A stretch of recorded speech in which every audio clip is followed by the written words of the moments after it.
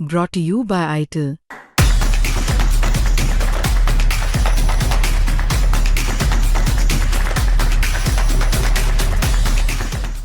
तो आदाब, नमस्कार, गुड इवनिंग, सत श्री अकाल। एक बार फिर आप तमाम लोगों का स्वागत है क्राइम तक की कहानी के इस एपिसोड में। उम्मीद है पूरी फैमिली अच्छी होगी, अपना और अपनों का ख्याल रख रही होगी। आज की कहानी शुरू करूं उससे पहले आपको एक तस्वीर दिखाता हूं। इस तस्वीर को बहुत गौर से देखिएगा। इस तस्वीर में एक बाबा है जो कुर्सी पर बैठा हुआ है। उसके दाहिनी साइड में जो महिला बैठी है वो बाबा की पत्नी है। लेकिन आपको ध्यान देना है, नीचे ज़मीन पर एक महिला और बराबर में एक पुरुष है जो उनके पति हैं, वो बैठी हुई है। और ज़मीन पर एक परात रखा हुआ है जिसमें पानी, और जो कुर्सी पर बैठा बाबा है उसके दोनों पाँव उस परात में हैं, और ज़मीन पर बैठी ये महिला उस बाबा के पाँव को धुल रही है उस परात में। अब कहेंगे आपकी इसमें ऐसी क्या बात है? तो पहले इस महिला के बारे में जान लीजिए जो इस वक्त बाबा के पाँव को अपने हाथों से परात में धुल रही है। जो कोई मामूली महिला नहीं है, ये पूरे महाराष्ट्र की महिला आयोग की चेयरपर्सन है। महाराष्ट्र विमेन कमीशन की चेयरपर्सन। विमेन कमीशन यानी महिला आयोग का काम ये होता है कि उस स्टेट में पूरी महिलाओं की जो भी उनकी सुरक्षा हो या उनका हक हो, उन सारी चीज़ों की देखभाल करना। उन महिलाओं के साथ कुछ गलत हुआ है तो महिला आयोग उन चीज़ों को देखती है। तो महिला आयोग एक ताकतवर पद और पोस्ट है, और उस महाराष्ट्र की पूरे महिला आयोग की चेयरपर्सन इस वक्त एक बाबा के दोनों पांव परात में रखकर अपने हाथों से धुल रही हैं। अब इसमें कोई बुरी बात नहीं है, आस्था होती है, और अक्सर ऐसा होता है कि हम जिन्हें मानते हैं हम उनके चरणों के धूल या उनके चरणों को धोते भी हैं। तो इस तस्वीर में ऐसी कोई बुरी चीज़ नहीं है, लेकिन ये दिखाना बेहद इसलिए ज़रूरी है कि जब जिस शख्स के दोनों पांव महाराष्ट्र महिला आयोग की चेयरपर्सन अपने हाथों से धुल रही हैं, आप उसकी कहानी सुनेंगे। जो शख्स कुर्सी पर बैठा और जिसके पांव इस वक्त धुले जा रहे हैं उसका नाम है अशोक खरात। ये एक नाम है। दूसरा नाम है कैप्टन, और तीसरा नाम है बाबा, चौथा नाम है एक ज्योतिषचार्य। इनकी खासियत है ये तारीख देखकर लोगों के भविष्य बताते हैं, और इनके अनुयायी यानी भक्त कोई मामूली लोग नहीं है। महाराष्ट्र के एक्स सीएम एकनाथ शिंदे जो अभी डिप्टी सीएम है, महाराष्ट्र के कई मिनिस्टर, आईएएस अफसर, आईपीएस अफसर, यहाँ तक कि दिल्ली में बैठे एक बहुत पावरफुल और ताकतवर मिनिस्टर, उनकी वाइफ भी इस बाबा की अनुयायी है। तो फिर असल में इस बाबा के घर से और इनके पेन ड्राइव और मोबाइल से पुलिस को 58 वीडियो मिले, 58 वीडियोस, और उन 58 वीडियो में अलग अलग महिलाएं हैं, लेकिन हर जगह बाबा है, और तस्वीर अश्लील है। ये शायद इस देश का पहला ऐसा बाबा है जिसने आम घरानों की महिलाओं को नहीं बल्कि ताकतवर, पढ़ी लिखी, पावरफुल ब्यूरोक्रेट्स, आईएएस अफसर सोचिए, IPS, minister, MLA, MPs, chief minister, इन सारे लोगों की जो बीवियां और बेटियां हैं उन्हें किसी न किसी तरीके से अपने जाल में फंसाया और फिर उनकी आबरू लूटी, ब्लैकमेल किया। और जब ये सच सामने आया तो कोहराम मच गया। रूपाली चाकणकर ये विमेन कमीशन की चेयरपर्सन है, महाराष्ट्र महिला आयोग की, जो इस वक्त तस्वीर आपको दिखाई। इनका नाम है रूपाली चाकणकर। रूपाली चाकणकर जी भी इस अशोक खरात यानी इस ढोंगी बाबा जो भविष्य बताता है बड़े बड़े लोगों के, उनकी एक तरह से अनुयायी भक्त हैं। लेकिन सिर्फ बात भक्ति तक नहीं है, वो इस बाबा के ट्रस्ट की ट्रस्टी भी हैं, वो इस बाबा के कुछ बिजनेस में उनकी पार्टनर भी हैं। और इसीलिए अब सवाल उठ रहा है कि जब एक बाबा की तस्वीर एक महिला आयोग की चेयरपर्सन इतनी पावरफुल लेडी के साथ आएगी तो फिर बाकी की महिलाओं को ज़रा सा भी शक सुबह कहाँ होगा कि बाबा ठीक ठाक इंसान होगा। लेकिन ऐसा है नहीं। मर्चेंट नेवी में कभी कैप्टन रहा ये शख्स अचानक कैसे न्यूमरोलॉजी और फिर डेट ऑफ बर्थ देखकर भविष्य बताने लगा और कैसे ये खुलासा हुआ, एक सनसनीखेज कैसे इसका घिनौना चेहरा सामने आया। पेश है पूरी कहानी, पर इस कहानी की शुरुआत करूं, सिर्फ एक चीज़ आपको बताता हूं। नासिक पुलिस, जहां पर इस बाबा की पूरी दुकान चलती है, वो भी बाबा के उस पुलिस फोर्स में बहुत भक्त हैं।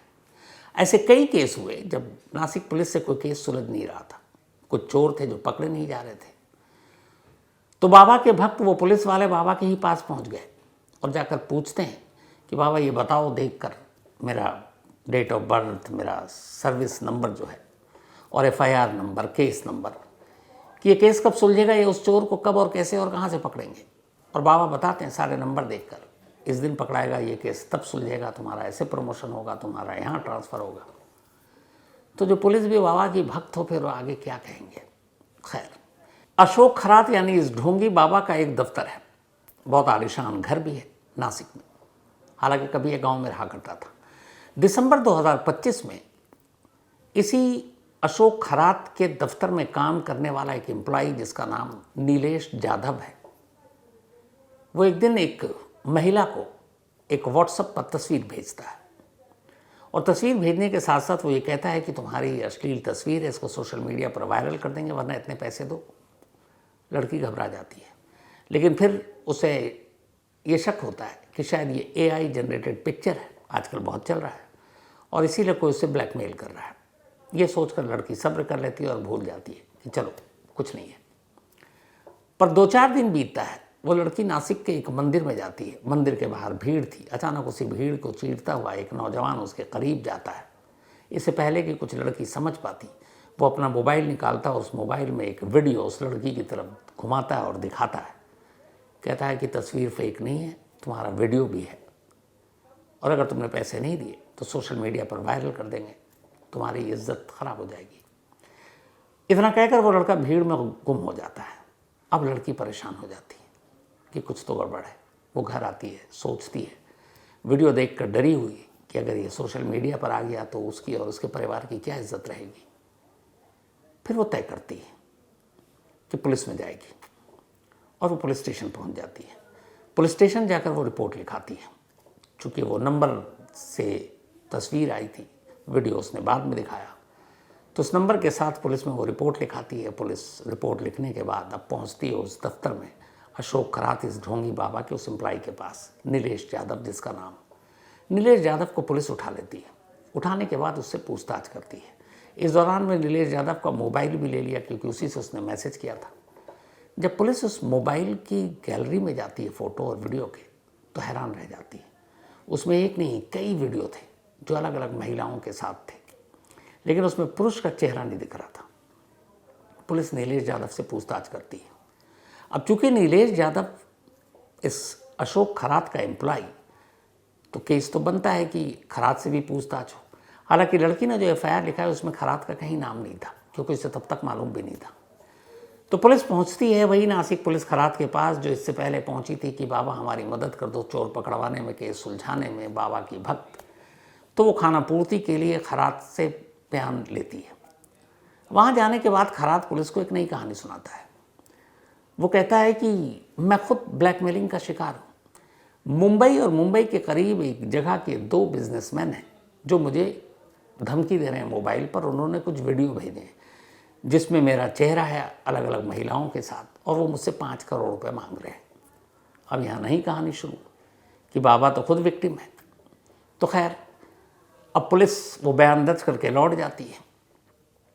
केस में अभी तक कुछ होता नहीं है। नीलेश यादव पुलिस की कस्टडी में है और अभी तक ज़्यादा भी शिकार है। बट लगता था कि उधर अशोक करात यानी कि खरात, उसकी बदनसीबी का दौर शुरू हो गया था। जब इस मामले की जांच चल ही रही थी कि तभी अचानक अभी इसी मार्च के महीने में एक महिला पुलिस स्टेशन पहुंचती है अचानक, और वहां जाकर वो एक कंप्लेंट लिखाती है। जब वो कंप्लेंट लिखाती है और आला पुलिस अफसरों तक वो कंप्लेंट पहुंचती है तो उनके हाथ पांव फूल जाते हैं। उस महिला ने कंप्लेंट ये लिखा है, और वो भी महिला बड़े घर की, ताकतवर घराने की, किसी अफसर की बीवी। वो कहती है कि मैं अपना और अपने परिवार के भविष्य को जानने के लिए, चूँकि बहुत नाम सुना था, मैं अशोक खरात बाबा के यहाँ पहुँची। 2-4 ऐसी मुलाकात हुई अलग अलग, उन्होंने डेट ऑफ बर्थ और बाकी चीज़ें मांगी, हम लेकर गए। ऐसी एक बार जब मैं उनके गई पास तो उन्होंने मुझे कुछ प्रसाद के नाम पर खिलाया और पानी पिलाया। उसके बाद मुझे कुछ होश नहीं क्या हुआ। बाद में जब होश आया तो मुझे लगा कि मेरे कपड़े अस्त व्यस्त हैं, मेरे साथ कुछ हुआ है। फिर वही अशोक खरात बाबा आया और उसने मुझे कुछ तस्वीरें दिखाई। दरअसल बेहोश करके उसने उसके साथ गलत किया, उसके साथ ज़बरदस्ती की और वो तस्वीरें उतार ली और धमकी दी कि अगर तुमने ये बात किसी और से कही तो इन तस्वीरों को पब्लिक कर देंगे। इज्जत की खातिर महिला खामोश हो गई। इसके बाद उस महिला की बेबसी का दौर शुरू हो गया, जब तब अशोक खरात उसे धमकी देकर बुलाता और उसकी आबरू लूटता। बट अब वो परेशान हो गई और इसीलिए रिपोर्ट लिखाने आई है। अब ये पहली कंप्लेंट थी एक महिला की जिसमें सीधे सीधे अशोक खरात का नाम था। लेकिन अशोक खरात कोई छोटी चीज़ नहीं था। जब पुलिस तक ये बात पहुंची तो पुलिस के भी हाथ पांव इसलिए फूले कि महाराष्ट्र की विमेन कमीशन की चेयरपर्सन, महाराष्ट्र के ex chief minister Eknath Shinde, Maharashtra के कई मिनिस्टर, खुद पुलिस डिपार्टमेंट के आईपीएस अफसर, ब्यूरोक्रेसी के आईएएस अफसर, दिल्ली में बैठे हुए एक ताकतवर मिनिस्टर और पॉलिटिशियन, एक लंबी लिस्ट थी बाबा के भक्तों की और उनके परिवार वालों की, जो अक्सर इस खरात के पास अपनी तकदीर को जानने के लिए पहुंचा करते थे। अब ये हुआ कि ऐसे पहुंच वाले बाबा पर हाथ कैसे रखें। महाराष्ट्र पुलिस के आला अफसरों की मीटिंग हुई। मीटिंग के बाद ये हुआ कि भाई इसमें हम लोग क्या करें, अगर हाथ डालते हैं तो कहाँ एकनाथ शिंदे जो अभी डिप्टी सीएम हैं उनके भी गुरु हैं, बड़े बड़े मिनिस्टर के गुरु हैं, जो पुलिस वाले हैं जिनके पास केस आया, जो डीसीपी रैंक या एसीपी रैंक है, उनके भी ऊपर के जॉइंट सीपी, कमिश्नर, एडीजी, इस टाइप से जितने बड़े बड़े पोस्ट होते जाते हैं, उस पुलिस डिपार्टमेंट में भी बहुत सारे भक्त हैं।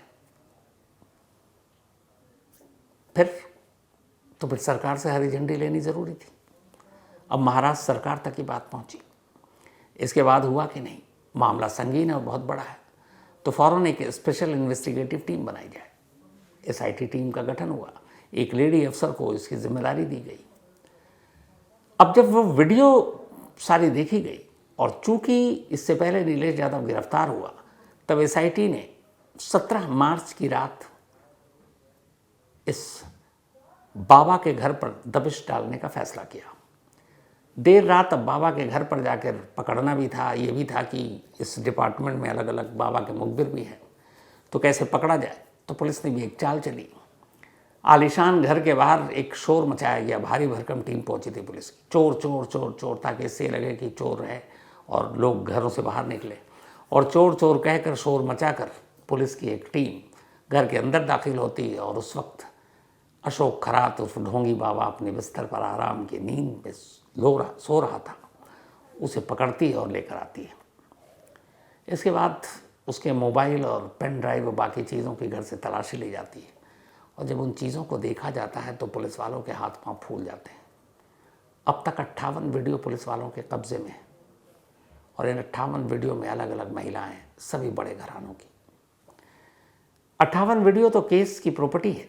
इत्तेफाक से इनमें से एक वीडियो लीक हो गया एक महिला के साथ और बताया गया कि ये इसी ढोंगी बाबा के दफ्तर का वीडियो है और वो अश्लील है। जाहिर सी बात है, मैं आपको दिखा भी नहीं सकता। तो अब जब ये 58 वीडियो सामने आया और फिर बाबा का प्रोफाइल और उनके भक्तों का प्रोफाइल का सच सामने आया, तो फिर ये हुआ कि अब क्या होगा। खैर अगले दिन 18 मार्च को अशोक खरात को कोर्ट में पेश किया गया। पुलिस कस्टडी मिली है 24 मार्च तक और अब तफ्तीश शुरू हो गई है। अब डर इस बात का है कि जैसे जैसे जांच आगे बढ़ेगी ये वीडियो की तादाद 58 रहेगी, 58 से बढ़ती जाएगी। पुलिस के सामने एक दिक्कत भी है, जो वीडियो में महिलाएं हैं या फिर बाबा के जो भक्त, बड़े बड़े घरानों की महिलाएं, हर एक इज्जत की खातिर चुप है और खामोशी ये है कि अब पुलिस में कोई रिपोर्ट लिखाने के लिए नहीं जाना चाहता। पुलिस को भी पता है कि इज्जतदार महिलाएं सामने नहीं आएंगी तो बाबा के खिलाफ फिर ठोस केस कैसे बनेगा। तो अब कोशिश की जा रही है कि ऐसी जो पीड़ित महिलाएं हैं, अपील भी की गई है, वो सामने आए, शिकायत करें। तो अभी जांच जारी है और ये गिनती कहाँ तक जाएगी पता नहीं। अब सवाल ये कि इतनी पढ़ी लिखी महिलाएं, ministers, MLA, MPs, IAS, IPS, ताकतवर महिलाएं, ये कैसे इस बाबा के चंगुल में फंस गई? तो इसकी पूरी कहानी यूं है कि नासिक के करीब एक गांव है। उस गांव में करीब 40 साल पहले ये अशोक खरात पढ़ाई लिखाई करने के बाद मर्चेंट नेवी में नौकरी करने के लिए चला गया। मर्चेंट नेवी में उसने करीब 20 साल तक काम किया। इस दौरान मर्चेंट नेवी का काम होता है, शिप के साथ आप ट्रैवल करते हो, तो करीब करीब 100-125 देश के तो वो चक्कर लगा चुका अपनी ड्यूटी पर। अब इस दौरान में जहाँ जहाँ वो गया, बहुत बार इंडिया के भी अलग अलग बंदरगाहों पर उतरा, तो इसने 15-20 भाषाएं सीखी, अलग अलग देशों की, अपने देश की भी, और ये भाषाओं का धनी हो गया। ये सारे लैंग्वेजेस बोलने लगा। फिर जब छुट्टी पे आता तो गांव में आता, कहानियाँ सुनाता विदेशों की, और फिर कहानियाँ सुनाते सुनाते कुछ उन लैंग्वेजेस को भी बोलना शुरू करता, और गांव वाले समझते कि यार ये क्या बंदा है, कितना जीनियस है। और फिर कुछ ऐसी बातें करता जैसे उसने अलग अलग साउथ इंडियन लैंग्वेज भी सीखा, तो होने लगता कि ये तो एकदम साक्षात भगवान टाइप है, क्योंकि उस तरह के वो सारे धार्मिक चीज़ें भी उसी लैंग्वेज में बोलना शुरू कर देता अपनी भाषा छोड़कर। तो लोग अब उसका इंतज़ार करने लगे छुट्टी पे आने का। फिर उन्हें लगा कि ये बहुत ज्ञानी है। इसने 2-4 बार ऐसे ही देखकर लोगों के भविष्य बताने लगा। फिर कहता तुम्हारा जन्मतिथि है, तुम्हारा ये काम ये हो जाएगा, इतने तारीख को इतना हो जाएगा। धीरे धीरे उसने जब चलन शुरू किया तो 2, 4, 5 से होते हुए 10, 20, 30, 40, 50, 100 जब भी आता, ये लोग बैठे होते इंतज़ार करते कि ये उनका भविष्य बताएगा। और वो बताता कि तुम्हारा ये है, तुम्हारा दोष है, तुम्हारा रुका हुआ काम हो जाएगा, इस फलाने के बेटे की ये नौकरी लग जाएगी, उसकी बेटी की इतने तारीख को शादी हो जाएगी। अब होता कि ये कि इनमें से तुक्के में कुछ सच हो जाता। जैसे वो कहता है इस साल तक इसकी नौकरी लग जाएगी, और सच में अगर वो 3 का बोलता 2 की लग जाती। या किसी की शादी नहीं हो रही है, वो शादी हो जाती। लोगों का भरोसा बढ़ता गया। फिर जब उसे लगा कि उसके गांव में इतनी बड़ी तादाद उसके भक्तों की हो गई है, तो फिर कहाँ नेवी मर्चेंट की नौकरी छोड़ दिया 20 साल पहले। इसके बाद इसने गांव में ही अपनी दुकान खोल ली बाबागिरी की, और अब वो बताने लगा। भाषा का ज्ञानी था, ये अलग अलग भाषाओं में भी बोलता, लोग समझते पता नहीं इस पर कुछ है, कृपा है। जब अच्छी खासी इसकी दुकान चलने लगी तो फिर लगा कि अब इस गांव में कब तक रहेंगे, गांव से बाहर निकलते हैं। फिर ये नासिक पहुंच गया। नासिक में इसने अपना छोटा सा दफ्तर लिया, एक प्रॉपर्टी डीलर का भी काम करना शुरू कर दिया, साथ में ये अपना तकदीर भी बताने लगा। ये अपने आप को न्यूमरोलॉजी, एस्ट्रोलॉजी और धार्मिक कर्मकांड का जानकार के तौर पर लोगों के सामने पेश करने लगा। फिर ब्लैक मैजिक का भी एक्सपर्ट हो गया। तो एक साथ कई गुण इसके अंदर आ गए। अब धीरे धीरे ये लोगों के अंदर पॉपुलर होता गया, लेकिन फिर भी ठीक था, इतना बड़ा बाबा नहीं बना था। तभी कुछ साल पहले नासिक पहुंचते हैं एकनाथ शिंदे, महाराष्ट्र के उस वक्त चीफ मिनिस्टर थे, और किसी जानकार के ज़रिए उनको अशोक खरात के बारे में पता चला, और वो अपना भविष्य जानने अशोक खरात के पास पहुंच गए। अब जब वो पहुंचे तो बाकी भी सारी मंडली थी। अब दिखाकर तो एकनाथ शिंदे वहाँ से चले गए, लेकिन खरात की दुकानदारी चमका गए। लोगों को ये लगा कि जब एक राज्य का मुख्यमंत्री अपना भविष्य जानने के लिए इसके पास आ सकता है, तो इसका मतलब यही है कि कोई छोटा मोटा इंसान नहीं है, बहुत बड़ा ज्ञाता है। बस फिर तो ऐसी दुकान चली कि शिंदे साहब के बाद उन्हीं के मंत्रालय के, उन्हीं के बहुत सारे मंत्री, उनके परिवार पहुंचने लगे। अब जब मंत्री पहुंचे तो उनके साथ आसपास रहने वाले अफसर, जो आईएएस अफसर हैं, वो भी पहुंचने लगे। जब आईएएस अफसर पहुंचने लगे तो फिर वहाँ जाने के वक्त सिक्योरिटी और सारी चीज़ें भी देखी जाती। तो जो पुलिस वाले थे, आईपीएस, वो भी पहुंचने लगे। इसके बाद तो तांता लग गया। आसपास के राज्य गुजरात तक से लोग पहुंचने लगे, और फिर इनमें से भी ज़्यादातर लोग ट्रांसफ़र कहाँ, पोस्टिंग कैसे, बेटी की पढ़ाई का क्या होगा, क्या करियर होगा, शादी कब होगी, बेटा क्या करेगा, स्वास्थ्य का क्या होगा, ये सारी जानकारी पहले अफसर पहुँचे, फिर उनके घर वाले, फिर उनकी बीवियाँ, बेटियाँ, एक एक कर सब पहुँचने लगी। और धीरे धीरे, देखते ही देखते अशोक खरात की किस्मत चमक गई। अब जब किस्मत चमकी और लोग आने लगे, फिर उसने एक नया धंधा शुरू कर दिया। वो जो महिलाएं आती, तकदीर बताता, और चूँकि वो बहुत सारी और भी बातें बता देता तो कई तो डर जाती। फिर वो कहता कि हम तुम्हारा भेद खोल देंगे, तो कुछ इस तरीके से चंगुल में फांस लेता। कुछ लोगों को प्रसाद देता, कुछ वो जादू टोना करता, वो उनको वश में कर लेता, उनको कुछ पता नहीं चलता, वो उनकी आबरू लूट लेता। फिर उनकी तस्वीरें बनाता और उन तस्वीरों को बनाने के बाद उन्हें ब्लैकमेल करता, और इस तरीके से उसके विक्टिम की लिस्ट बढ़ती गई। लेकिन 58 वीडियो अभी है, तादाद कहाँ तक जाके रुकेगी किसी को नहीं पता। और हड़कंप ये मचा हुआ है कि इसकी शिकार मामूली औरतें नहीं हैं, मतलब सत्ता में बैठे हुए लोग, ब्यूरोक्रेसी के चलाने वाले अफसर, इनके घरानों से। तब किस किस के वीडियोस ढोंगी बाबा अशोक खरात के लैपटॉप, पेन ड्राइव या फ़ोन से बाहर आ रहे हैं, हर एक की सांसें अटकी हुई हैं। और इसीलिए SIT इस मामले की जांच कर रही है, और जांच के दौरान इस बात की हिदायत भी है कि ऐसी कोई भी एक वीडियो या तस्वीर कम से कम सोशल मीडिया पर नहीं आए, और नहीं आना भी चाहिए, इसलिए कि मामला बहुत सारी महिलाओं की इज्जत का है, और इज्जत अगर बाज़ार में आ जाए तो फिर बहुत बुरा होता है।